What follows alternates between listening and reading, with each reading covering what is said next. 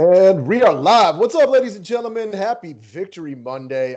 We are over here celebrating Matt's Browns winning their first road playoff game since 1967. That is 13 years before my old ass was born. So it has been a hot minute since you've been in this kind of mood. And we are going to celebrate today by giving out discounts on everything. We'll get into that momentarily. I know we're here to talk NBA, but how does it feel to actually see your team win a playoff game? Amazing. It's like cloud nine. Like I was telling you right before, man, it would have been so Browns for what we did to happen to us.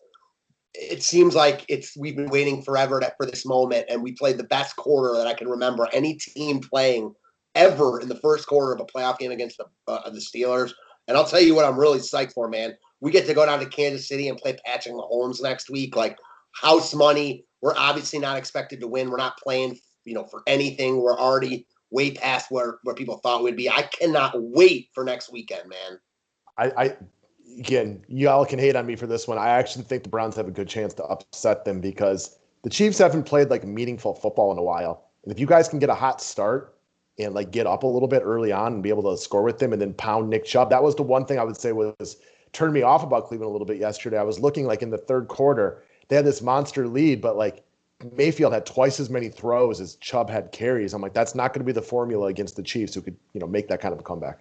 No doubt about it. For me, I was most impressed about, and I know this is going to sound weird, Stefanski, because I know that he wasn't there coaching, but it shows you the impact that he's had and how much of a difference the right head coach makes on your culture and your team and just how you play. I still give a ton of the credit for that win to Stefanski. And yeah, I was hoping we could talk about it a little bit on our members only video. We didn't, but clearly I'm pumped talking about this. Well, if you haven't won a playoff game along, it gives you a reason to be celebrating, guys. And we're passing on Matt's giddiness and celebration over to y'all today. If you have considered joining the 5-pack this year for NBA, we still got a little bit of NFL left. Listen up, and then we'll get into who we're looking at today. So anybody that buys becomes a monthly customer today, you get a 50% rebate right away on your first month. Sign up, and I'll send that rebate out to you probably within the hour. Buy the NBA package today. That's also up on the website. I will throw you on the list for NFL for the rest of the year. That's just a courtesy, a little freebie from us. Buy a lifetime package today, get a $100 rebate, which means that's a 25% discount for $300, no future payments ever. If you've considered it, it's a great day to do it. You will never make another payment. You'll get all the videos, all the write-ups. $50 rebate to annual customers. That's a full calendar year of every sport that we do. Buy a day pass today, get tomorrow for free as well. Celebrating Matt actually getting to watch a playoff victory by giving it away to the customers.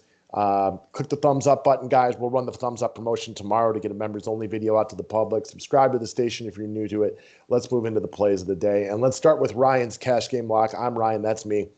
Joel Embiid. He's probable. He's listed to play. He's one of the better players in the NBA. He's in a good matchup against Atlanta. No Ben Simmons. No Tobias Harris, no Curry. This team is really, really hurting offensively, well, and defensively, if you want to look at it that way. So expect Embiid to have to put the weight of the Philadelphia 76ers on those broad shoulders of his today. No more Twitter wars with Mia Khalifa. It's time to concentrate on basketball. He's going to be the focal point of this offense. There's another guy that Coverboy we'll get to in a little bit. There's only a couple guys that can produce offense on this team right now, and he's obviously the mainstay, being the best player on the team to begin with. He's going to be big-time chalk today. If you're playing a cash game, lock him into your center position, and I personally find him to even be a tough fade in tournaments. I feel like he's the type of guy, too, that loves the spots like this.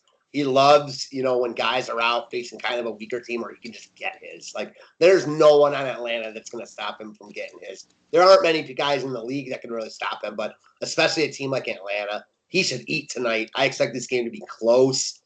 Yeah, man, a lot to like about Embiid. Not much not to like, really. Yeah, the only thing you might think, like, maybe if you don't think he has a great game, fade him in tournaments. But, I would absolutely play him in your cash games. And he'll be a tough fade for me in my tourneys tonight. I'll probably run a 3-entry max, and I'll play him once, probably twice.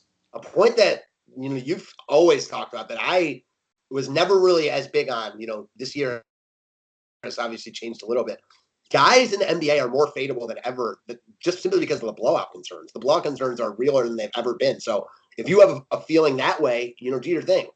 Yeah, exactly. I mean, that's the that would be the reason not to play him in tournaments tonight if you just think this game gets out of hand. What if Atlanta just gets hot? Trae Young and Reddish are out there bombing threes, and Philly just can't keep up with them because as good as Embiid is, it's hard to trade threes for twos, and they don't have the three-point shooting surrounding him tonight that this thing could get understood. Or Atlanta craps the bed. They're fully capable of that.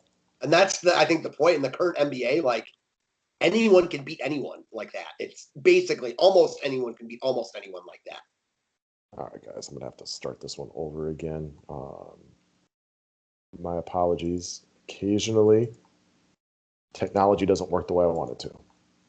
I will say, just as a side note, I'm really hyped to talk about this weekend's playoffs with you because I think that the Packers are playing the worst team left in the playoffs, but it is not a good matchup on paper for them. Well, offensively, it's not a great matchup for them. Defensively, I'm not really worried about the Rams' defense or the Rams' offense at all. So, yes, I'm looking forward to that too. I love playing the Rams up in Lambeau. Current cold weather type of game should be fun. So, all right. We've talked Embiid. Now let's move on to your boy Kyle Lowry as your GPP play of the day. Yeah, so I like this, another game that we like a lot. There seems to be 3 games on this slate that I have a ton of interest in, 4 that I'm kind of not interested in all, and then 1, Milwaukee, Orlando, that I could see getting to, but not overly excited about it. This game right here is a game I like a ton. You've got Toronto, who lost a tough game against Golden State last night. Going to Portland, you got a matchup against Dame here. Lowry was awful going into the fourth quarter last night. Had 1.4 rebounds and 4 assists. Ended the night with 40 DK points, and I know he scored 17-plus real points in the fourth quarter. He carried Toronto back into that game, and I like that for a guy. I like that a lot for a guy like Lowry coming into tonight. We know that when he gets hot from 3, he's got big upside. Well, he was hot from 3 last night. I expect that to continue tonight. And he was very, very low owned last night, which I expect this evening. So, again, I don't think you have to fade a guy like Embiid just because he's popular. You got a guy like Lowry, other guys we'll talk about, other guys on this slate that'll be low owned that you can just match them with. All right, next up. So one of the reasons Lowry won't be popular is because the point guard position is going to be heavily filled with Tyrese Maxey.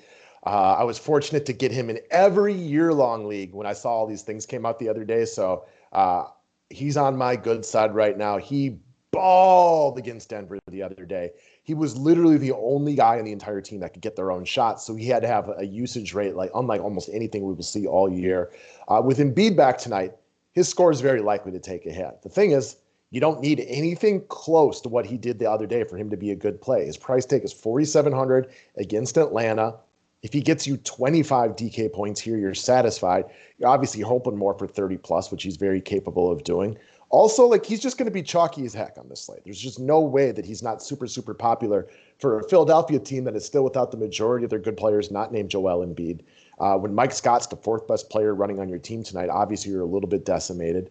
This is like free square play for me that in a cash game, he's the first guy you lock in.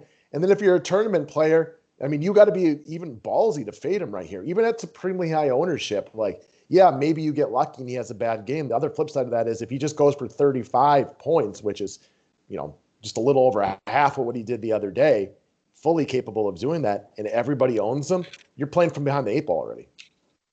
Yeah, I mean, I think it's a mistake to just fade guys because of ownership. You have to really have a reason why. And I'm a person who fades more than anyone. I will fade anyone at any time. It's not even about, a guy to me. It's just about fading the percentages.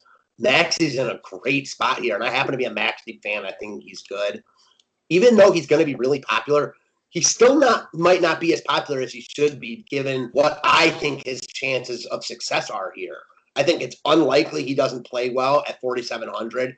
I think it's much more likely he 10Xs than 3Xs or 4Xs here, and that's all I really need to know. I'm a Maxey fan. He was good at Kentucky. I actually think this could be a blessing in disguise in a lot of ways for Philly because I think Maxey is good, and he's going to be part of their rotation. We saw Shake Milton starting to play well a little bit for them. Maxey's a better prospect. I think Maxey's going to ultimately be better for them. And if they can find a guy who can, again, be someone who can create his own shot, then it makes it much easier for them to consider, a deal involving Ben Simmons, et cetera. And even not, it just strengthens their team and their depth. All those points work for me. Again, he'll be super popular today, but He's super popular for a reason. You got several other roster spots to differentiate. And the big difference between Maxey and Embiid for my money is if this game got lopsided, Embiid's a guy that's probably not out there if there's a 30-point discrepancy in the fourth quarter. They have no choice but to play him the full game. Yeah, and I mean, he's a young guy that hasn't gotten much run. Like, he'll play in all games. It's a great point there. Yeah, just a ton to like for sure. Yeah, game script proof if there ever has been one. All right, let's move over to long shots of the day. I want to talk about Miles Turner of the Indiana Pacers. So this is another guy. Embiid's going to kill his ownership, knowing that he's going to be super, super chalky. You also got guys like Drummond who might get a little bit of love. Like, I think you can get Miles Turner at very low ownership. What's not making him a long shot, because percentage-wise he will, is the fact that Sacramento is just flat out giving up and getting scored on more than every mom and every mom joke put together combined. Like, they are just giving it up, giving it up, giving it up. So you look at the Pacers guys tonight in really, really good spots, and I would venture a guess that Brogdon, Sabonis, Oladipo all get more love on this slate than Miles Turner because he's only center eligible. He doesn't show like major GPP upside a lot. He's relatively consistent from a floor standpoint, but this is a spot where we know he's a very good shot blocker. We also know that he's capable of hitting three-pointers. Maybe he gets a few of Sabonis' rebounds today to really up in that total. And we saw him coming off his best DFS game of the year so far. So I like Miles Turner because it's a spot that I like. But of the four best players on the Pacers, and if you want to make the argument he's number 4, I'm with that. But I think he's the guy that you get at the lowest ownership of the 4 good players. I agree with that. I do think that he is the 4th best player, but it's funny thinking about that because I never would have thought that a couple of years ago that ultimately he'd be their 4th best player, but it's true. Big reason for that is because they got Brogdon and he's really good. But I'm with you. Seems like Turner used to be a guy the industry loved that they've just soured on. He's never a guy that gets much love anymore because he doesn't have the big upside that other centers potentially do. Well, he's in a real good spot here. We know he blocks a ton of shots. I mean, that 4 blocks a game is no joke. He's in a good spot for that year. I like this long shot call a lot. And, ultimately, I don't know if it's my favorite game of the night, but right up there with the other 2 games I like a lot. And I'm a big Turner fan. Yeah, and even though he doesn't stuff it with the assists and he doesn't get a lot of rebounds for his center, he's very capable of the block shots, as you mentioned, and hitting threes. So there is still upside to be had in the right spot. And right now, the Kings are the right spot. So speaking of blocks, your boy Chris Boucher, he has more blocks than a weak-willed Twitter user. This guy can just throw up points in a hurry. And for me, the biggest point on this one is the Toronto Raptors just said, we are done with the Baines and Alex Len experiment. Baines hasn't played in 2 games now after getting booted from the starting lineup. Alex Len played 4 minutes, and they were like, bump this noise. They got him out of there. Right now, Chris Boucher is the big man along with Siakam that's seeing minutes from a Toronto perspective. Yeah, I feel like he's so much better than Baines and Len. Obviously, there's more behind the scenes that we might not know about, defensive habits, practice habits, whatever it might be. There's obviously a reason he hasn't gotten more run, but as far as pure talent goes, I mean, those guys don't hold his jockstrap. I mean, this is a guy, whenever he gets good run, puts up big DFS points. Saw a good run last night, had another nice game, fouled out, unfortunately. That's always a risk with him. He blocked, 18 shots before he fouled out, though. So, again, he's still very affordable at 6K. That's one reason I liked him and wanted to talk about him here. This might be my favorite overall game of the night if I had to pick one. I love this game. But almost everyone appealing in this game is expensive. Boucher isn't cheap, but he's not expensive. He's a really nice, affordable piece of the game with massive upside. I mean, 2 games ago, he hit 50. He's still not getting a ton of love because he's coming off the bench. And this is one I'd feel better about him. Don't get me wrong if he were starting. I would, because there's always some cause for pause with him. However, right now, like you mentioned, with no Len and no Baines really in the picture, I'm confident that he's going to get run. And him coming off the bench is just keeping his ownership way lower than it should. So I'm fine with him coming off the bench right now. Also, for good measure, he played at Oregon, so got a little homecoming here, if you like that kind of stuff. One thing that could be a potential pitfall right here that I was kind of thinking about, just if you're looking for a reason to maybe think about this one differently, you mentioned on the video that we did briefly the other day, they like Boucher against when there's a team that doesn't have quote unquote a true center, because Boucher, while he can block shots, he's 112 pounds. So he can get bullied by a bigger guy like a Joseph Nurkic. Now, if we see today that Alex Len or Aaron Baines makes an appearance in the starting lineup, this might be a reason to jump ship on this one a little bit. I would say that, speaking of that, you got Joseph Nurkic, who's played really well the last 2 games, but lost fourth quarter run in each of them. If you needed to make a pivot, hypothetically, that's not a bad idea if you see that Alex Len or Aaron Baines is playing, because then perhaps Toronto's playing a matchup and wants to play a bigger, thicker guy against a Joseph Nurkic who will play close to 30 minutes in a competitive game. So just a potential pitfall to watch out for. I don't think they're going to do that because I just think they don't like those guys and they realize they're not very good. But it is something to look out for in the later game. Man, I hate saying this, but that might be the best point you've ever made. I mean, that is so true. And I love the point you made about pivoting to Nurkic. They're basically the same price. Leave yourself a couple $100. But if we see Bean or Len, in the starting lineup, definitely gives you cause for pause here. And I knew exactly where you were going right when you said that. And I couldn't agree more. And that's why I'm happy we talked about him in long shots. He's not a lock here. He's a long shot. We know that if he gets run, he'll put up numbers. But you are right. Today is no guarantee he gets run. So definitely keep your eye on it. Love that point. Yeah, so we've talked about this a lot lately. In the day of COVID especially, it is, well, and it's kind of desirable right now too a lot of times because the late games have some of these West Coast teams that we like to go after, but keeping yourself some room to make some pivots. And you're probably going to have Embiid in your center spot for a lot of you guys. So if you're playing like a Boucher, you might have to look at him in the utility spot so you can switch to Nurkic. You have to make sure you have multiple plays so you can make some adjustments. It's just something to keep in the back of your mind if you're capable of making those late game rotations. And if your personal life doesn't allow you to do that, maybe this isn't a play that you want to make.